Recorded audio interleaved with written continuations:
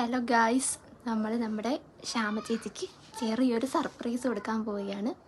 എന്താ സർപ്രൈസ് എന്നറിയാൻ എല്ലാവർക്കും ആഗ്രഹം ഉണ്ടെന്ന് എനിക്കറിയാം. സർപ്രൈസ് എന്താണെന്ന് അറിയണമെങ്കിൽ എല്ലാവരും ലെറ്റ്സ് വാച്ച് ആൻഡ് സീ.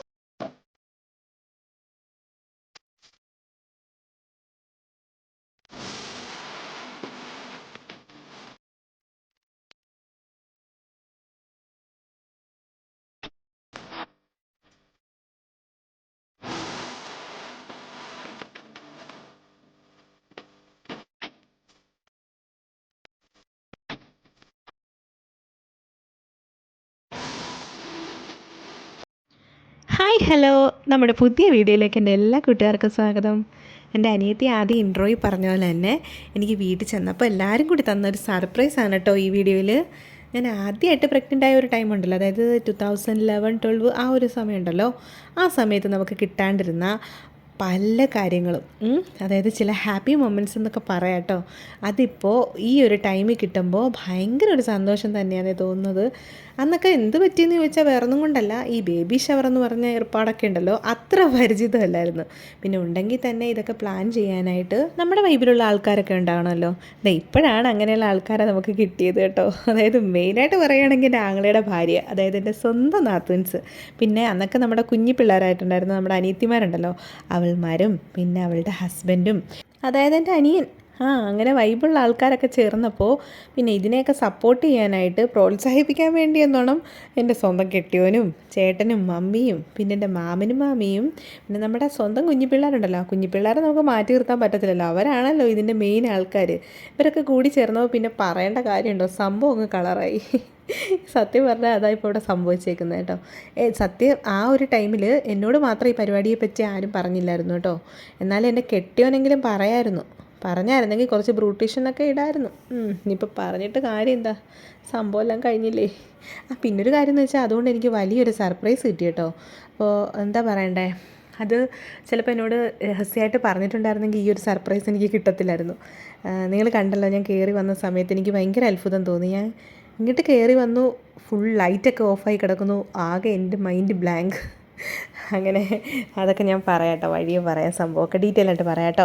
പിന്നെ സംഭവത്തിൻ്റെ തുടക്കം എന്താണെന്ന് വെച്ചാൽ മമ്മി ഇവിടെ ഉണ്ടായിരുന്നു കേട്ടോ. അപ്പോൾ മമ്മിയെ കൊണ്ടാക്കാനായിട്ട് ഞാൻ ഇങ്ങോട്ട് പറഞ്ഞു, എടി നമുക്ക് അങ്ങോട്ട് മമ്മിയെ കൊണ്ടാക്കാം. ഇപ്രാവശ്യം മമ്മി ചേട്ടനാ സാധാരണ വന്ന് കൊണ്ടുപോകാറ്, അല്ലെങ്കിൽ ചിലപ്പോൾ മമ്മി അങ്ങോട്ട് പോകാറുണ്ട്. അപ്പോൾ ഇപ്പം നമുക്ക് കൊണ്ടാക്കാമെന്ന് ഇങ്ങോട്ട് എന്നോട് വിളിച്ച് പറഞ്ഞു. അപ്പം ഞാൻ കരുതി ഓക്കെ നമുക്ക് മമ്മിയെ കൊണ്ടാക്കാമല്ലോ എന്ന് കരുതി അങ്ങനെ ഞങ്ങൾ പോകാനൊക്കെ റെഡിയാവുന്ന ടൈമിൽ ഞാൻ പറയുക, എടി നാളെ സൺഡേ അല്ലേ, നമുക്ക് ഒരുപോലെ ഡ്രസ്സ് ചെയ്താലോ, നമുക്ക് ആ ഡ്രസ്സ് ഇന്നും ഇട്ടുകൊണ്ട് പോകാം, എന്നിട്ട് വീട്ടിൽ ചെന്നിട്ട് ഡ്രസ്സ് ചേഞ്ച് ചെയ്തിട്ട് നാളെ അതുപോലെ പള്ളിയിൽ സെയിം കളർ ഇട്ടുകൊണ്ട് പോകാമെന്നൊക്കെ പറഞ്ഞു.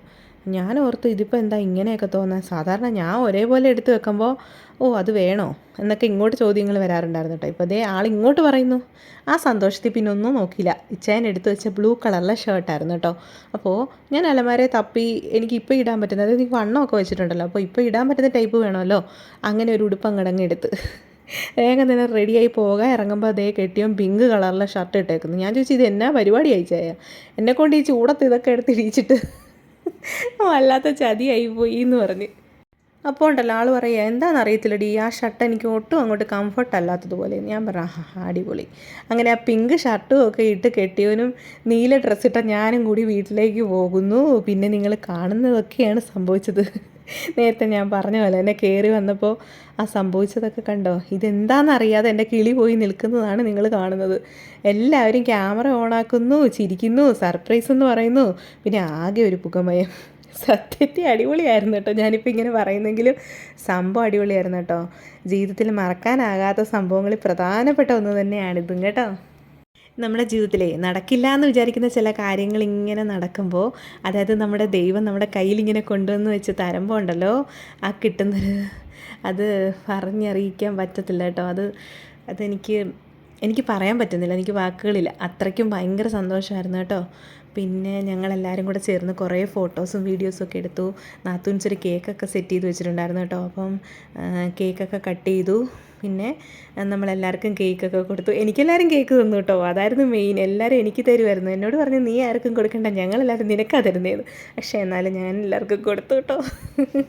അങ്ങനെ ഞങ്ങൾ മമ്മിയും അച്ചാച്ചനും നാത്തൂനും അങ്ങനെ ഞങ്ങളെല്ലാവരും കൂടെ നിന്ന് അനിയത്തിമാരൊക്കെ ആയിട്ട് ഇത് ഫോട്ടോസൊക്കെ എടുത്തു. കുഞ്ഞു പിള്ളേർക്ക് കേക്ക് കൊടുത്തു. ഞങ്ങളെല്ലാവരും കൂടെ അടിപൊളിയായിട്ട് ആഘോഷിച്ചു. പിന്നെ സ്പെഷ്യലായിട്ട് നാത്തൂൻ്റെ വക അടിപൊളി ഫുഡൊക്കെ ഉണ്ടായിരുന്നു കേട്ടോ. നല്ല ചൂട് ദോശയും ചമ്മന്തിയും സാമ്പാറും പിന്നെ മറ്റേ ഇഡ്ഡലിപ്പൊടി ഉണ്ടല്ലോ അതുണ്ടല്ലോ, ആ സാധനമൊക്കെ ഉണ്ടായിരുന്നു കേട്ടോ. കുറച്ച് എരിവിനൊക്കെ ആയിട്ട് അങ്ങനെ നല്ല രസം ഉണ്ടായിരുന്നു കേട്ടോ. സംഭവം അടിപൊളിയായിരുന്നു. അപ്പം ഞങ്ങളങ്ങനെ അടിപൊളിയായിട്ട് അന്നത്തെ ദിവസം ആഘോഷിച്ചു. എനിക്ക് നേരത്തെ പറഞ്ഞ പോലെ എനിക്ക് വാക്കുകളില്ല, അത്രയ്ക്ക് അടിപൊളിയായിരുന്നു. ഈ പരിപാടികളൊക്കെ അറേഞ്ച് ചെയ്ത എൻ്റെ നാത്തൂൻസിനും പിന്നെ എൻ്റെ അനിയത്തിമാർക്കും പിന്നെ കൂടെ കട്ടയ്ക്ക് സപ്പോർട്ട് ചെയ്ത് എൻ്റെ കെട്ടിയവനുൾപ്പെടെയുള്ള എല്ലാവർക്കും ഒത്തിരി നന്ദി. കാര്യം എൻ്റെ മൈൻഡ് ഭയങ്കര കൂളാക്കാൻ സഹായിച്ചേട്ടോ ഈ ഒരു സംഭവം. ചിലപ്പോൾ കാണുന്നവർ വിചാരിക്കും ഇതിനകത്തിപ്പോൾ എന്നാ വലിയ സംഭവം, പക്ഷേ എനിക്കിത് ഭയങ്കര സംഭവം കേട്ടോ. അപ്പോൾ ശരി എന്നാൽ ഇനിയിപ്പോഴത്തെ അടിപൊളി വീഡിയോസൊക്കെ ആയിട്ട് ഞാൻ ഓടിയെത്താം കേട്ടോ. അപ്പോൾ നമ്മുടെ പ്രഗ്നൻസി റിലേറ്റഡ് ആയിട്ടുള്ള കുറച്ച് വീഡിയോസ് ചെയ്യാനുണ്ട്. കുറച്ച് ഡൗട്ട്സൊക്കെ എന്നോട് ചോദിച്ചതുണ്ട്. അപ്പോൾ അതൊക്കെ ഞാൻ ഒരു വീഡിയോ ആയിട്ട് സെറ്റ് ചെയ്യുന്നുണ്ട്. ഉടനെ ഓടി വരാം കേട്ടോ. അതുവരേക്കും എല്ലാവർക്കും ബൈ. ഈ വീഡിയോ ഇഷ്ടപ്പെട്ട ലൈക്ക് ചെയ്യാനും കമൻറ്റ് ചെയ്യാനും മറക്കല്ല.